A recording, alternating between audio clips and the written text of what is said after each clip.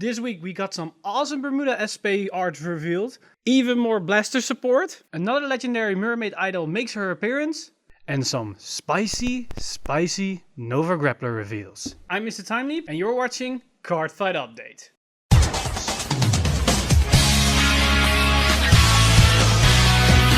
Stand up! Vanguard! Hey Cardfighters, welcome back to another Cardfight Update, and today, you know the drill, it's Tuesdays, so let's go over everything that sparked my interest and probably is going to spark your interest, and as you already saw in the intro. So let's jump right into these new reveals as well as some premium collection content. So first off, let's kick it up with something simplistic, and that's of course the new Bermuda SP art that was revealed a couple of days ago. And what's interesting about this art, as you can see here, it's an artwork that has been shared about 5 different cards. So if you put them all together, you will make one big image. As you can expect, these are the different VRs that already been revealed, and if you have all them on the field, you can have this neat little artwork on the field itself. So it's a fun little concept they introduced in Vanguard. It's not really that new, as we already seen it with the Legion rares. And for those who have played Dragonborn, they might be familiar with this 5-card concept, as they did it with, I believe, the first set with all the legendary dragons. So it's really awesome to see it returns. And for all you SP collectors and Bermuda fans, you have now something else to collect. And while we're on the subject of Bermuda Triangle, in this specific reveal stream, we've got another legendary idol revealed. And with this reveal, we're probably going to see a trend with these 3 legendary idol cards, as they're probably all going to be grade 4 cards with the Highlander type of skill. And the legendary idol that was revealed this time was Unparalleled Inquinity Laura. And her skill is Auto on Vanguard Circle. When placed, reveal the 10 cards from the top of your deck, and if all of those normal units revealed have different names, call any number of revealed cards to the rearguard circle, and they get power plus 10k until the end of turn, then shuffle your deck. That is pretty damn crazy by itself. That the fact that if you have the fact that you can fill your board immediately with 5 cards and everything's gonna get a 10k increase. It's basically a soul saver or a victorious deer on an empty board, and you are also gonna fill the board with cards. That's pretty damn crazy, as it doesn't cost anything. You just place it and you're done. The only downside to this card is that you probably need to build a specific deck that is tailored to these effects. And what we already seen with the previous one that could restand, this one allows you to fill out a board. On their own, they might not be interesting enough to make a build around these specific cards, as they're easy to play around, as this card is not really that effective if the board is already filled with units, but then the restander is very interesting. And if your opponent destroyed your entire field, then this card suddenly becomes very interesting. So I'm very curious what the third one is going to do, as I'm now going to assume that that's also a grade 4, 14k grade unit with a similar skill that's on place Vanguard Circle, reveal top 10. If all the normal units are different names, then do something. That's probably going to be the case. Then I'm very curious what that's going to be, and that's probably going to decide if this Highlander style deck for Bermuda Triangle is going to be a thing or not. Currently, it's looking really interesting as filling your board and then giving everything plus 10 for basically no cost. And then you have probably all those cards in Bermuda Triangle that then can draw cards or add some more power into the field. That can really generate a swing turn out of nothing, as if you top deck a card as this, that can basically save you the game.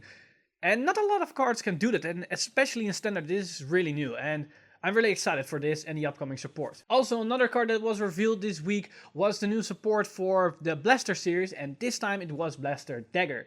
And this grade 1 8k got 2 skills. His first one is continues the rearguard circle. If you have 6 types of units with Blaster in their card name, they get boost. So basically everything on the field can boost each other, so you're gonna have 3 very strong columns on the field, even though everything is a grade 2 except for this one, of course.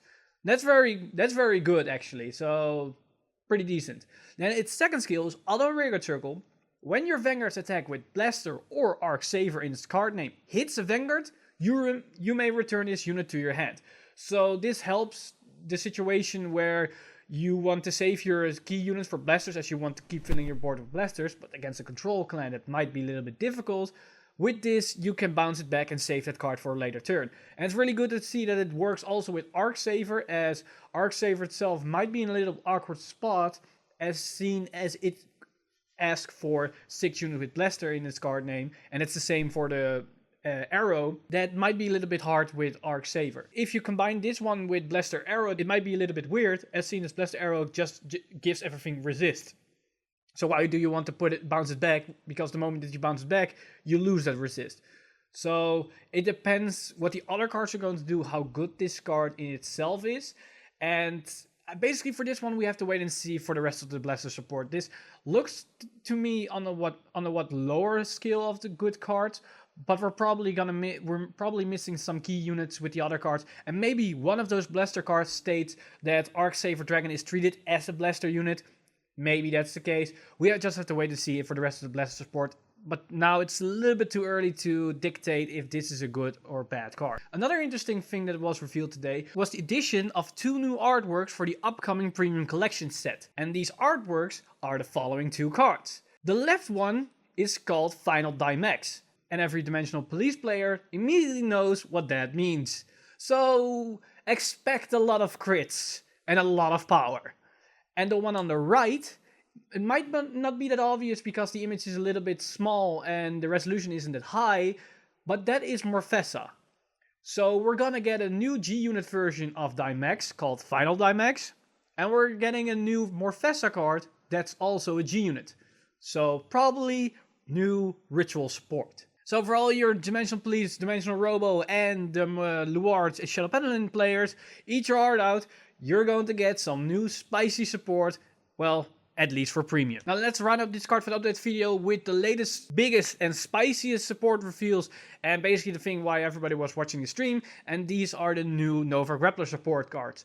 Are they going to make Nova Grappler finally viable? The first card that we're going to talk about is none other than Genocide Jack.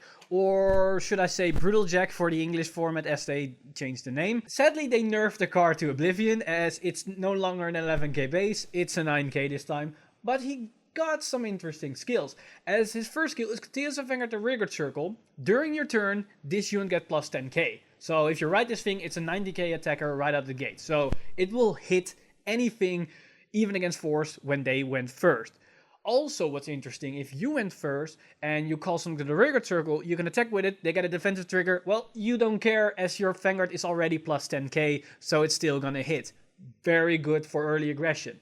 Its second skill is a little bit, depends on what kind of extra support we're going to get. It's Continuous Rigard Circle. This unit cannot stand during your stand phase. So you need to stand it through any kind of special skill to be able to attack it for the second time. So probably what you're going to do is when you call this thing to an Axle Circle, mind you, it's a 29k on the Axle Circle, so that's nothing to sneeze about. But you're probably going to intercept right away. Or if you need to retire something, that's probably your first pick.